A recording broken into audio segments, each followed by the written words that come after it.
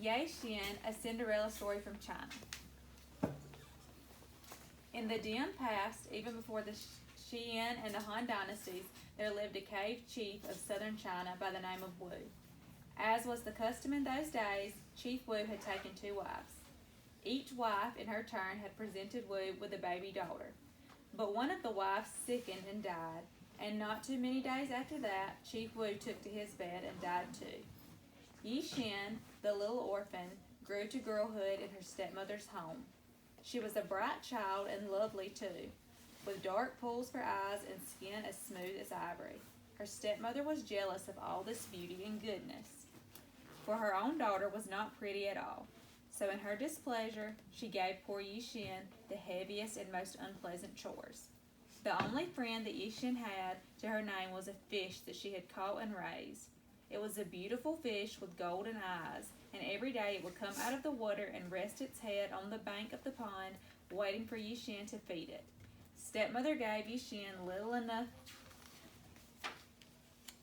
food for herself, but the orphan child always found something to share with her fish, which grew to an enormous size.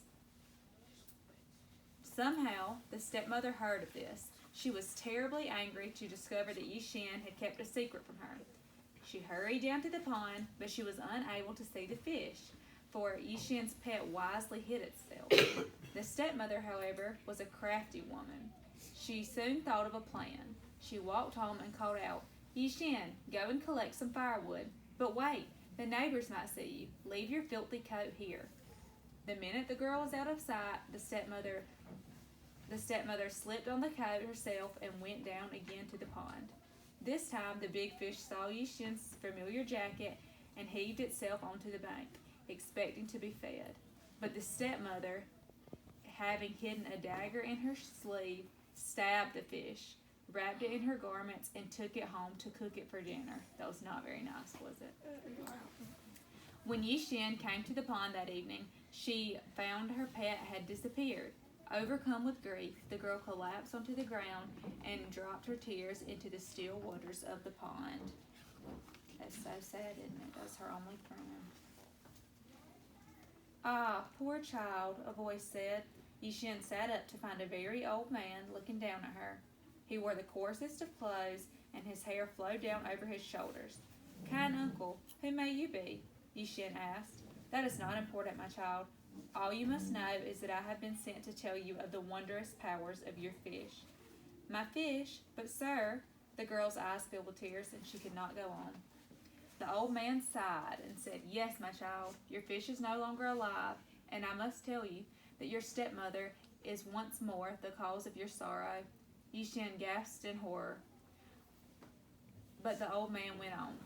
"Let us not dwell on things that are of the past," he said, "for I have come bringing you a gift. Now you must listen carefully to this. The bones of your fish are filled with a powerful spirit. Whenever you are in serious need, you must kneel before them and let them know your heart's desire. But do not waste their gifts." Yi Xian wanted to ask the old man many more questions, but he rose to the sky before she could utter another word. With a heavy heart, Yi Xian made her way to the dung heap to gather the remains of her friend. Time went by, and Yi Xian, who was often left alone, took comfort in speaking to the bones of her fish. When she was hungry, which happened quite often, Yi Xian asked the bones for food.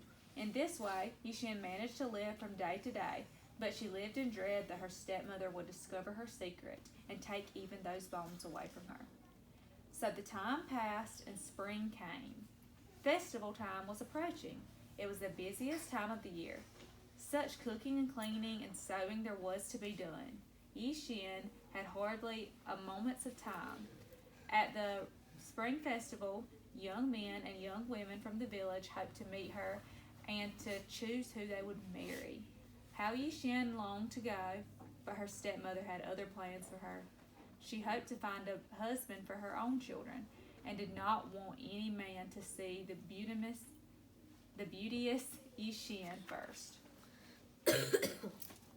When finally the holiday arrived, the stepmother and her daughter dressed themselves in their finery and filled their baskets with sweet meats.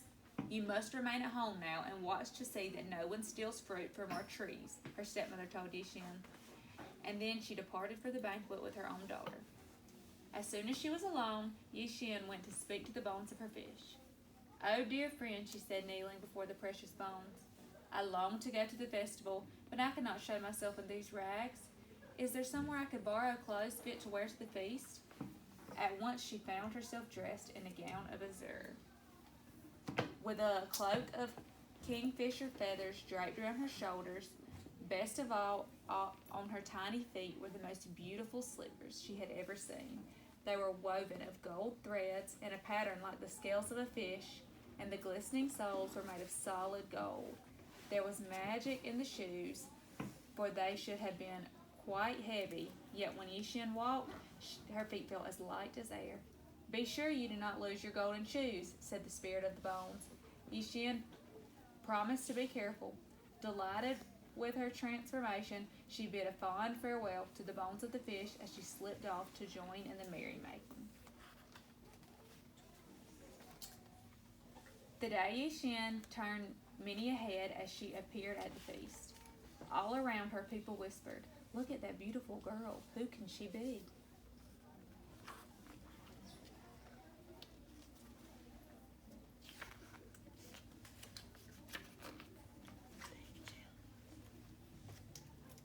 But above this, stepsister was heard to say, "Mother, does she not resemble our Yi-Shin?"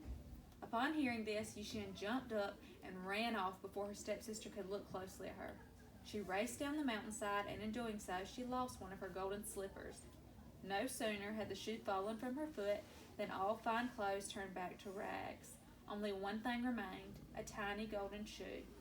Yi-Shin hurried to the bones of her fish and returned the slipper, promising to find its mate. But now the bones were silent. Sadly, Yi-Shin realized that she had lost her only friend. She hid the little shoe in her bed straw and went outside to cry. Leaning against a fruit tree, she sobbed and sobbed until she fell asleep.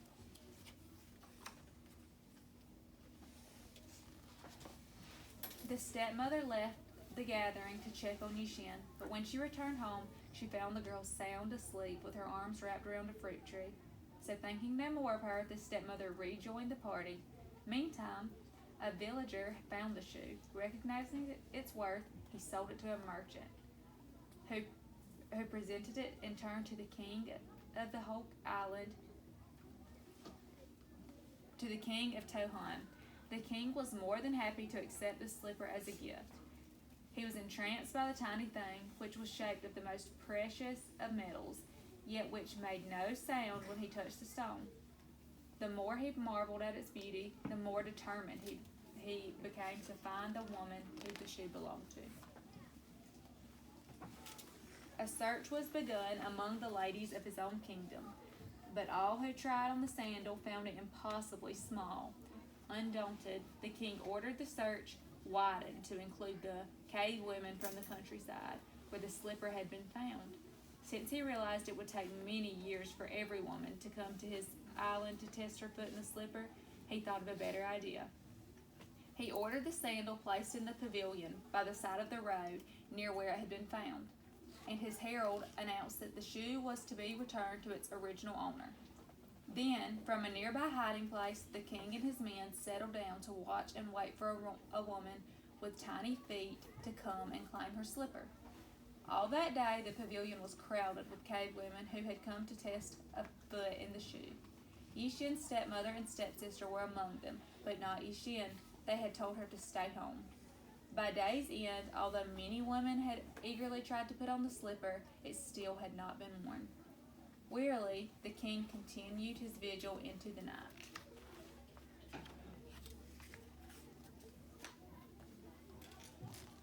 It wasn't until the blackest part of the night, while the moon hid behind a cloud, that Yi-Shin dared to show her face at the pavilion, and even then she tiptoed timidly across the wide floor.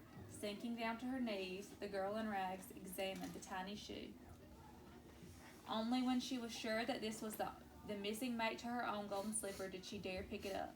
At last she could return both little shoes to the fish bones. Surely then her beloved spirit would speak to her again. Now the king's first thought on seeing Yi-Shin take the precious slipper was to throw the girl into prison as a thief. But when she turned to leave, he caught a glimpse of her face. At once, the king was struck by the sweet harmony of her features, which seemed so out of keeping with the rags that she wore. It was then that he took a closer look and noticed that she walked upon the tiniest feet he had ever seen. With a wave of his hand, the king signaled that this tattered creature was to be allowed to depart with the golden slipper.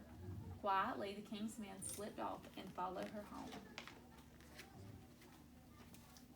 At this time, Yi-Shin was unaware of the excitement she had caused. She had made her way home and was about to hide both sandals in her bedding when there was a pounding at the door. Yi-Shin went to see who it was and found a king at her doorstep. She was very frightened at first, but the king spoke to her in a kind voice and asked her to try the golden slippers on her feet. The maiden did as she was told, and as she stood in her golden shoes, her rags were transformed once more into the feathered cloak and the beautiful gown.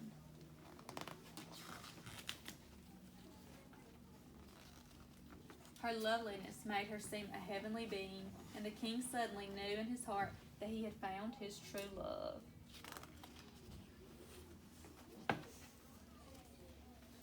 Not long after this, Yi-Shin was married to the king, but fate was not so gentle with her stepmother and stepsister. Since they had been unkind to his beloved, the king would not permit Yi-Shin to bring them to the palace. They remained in their cave home, where one day, it is said, they were crushed to death in a shower of flying stones. That's the end. So they died. Yeah, they That's died. a good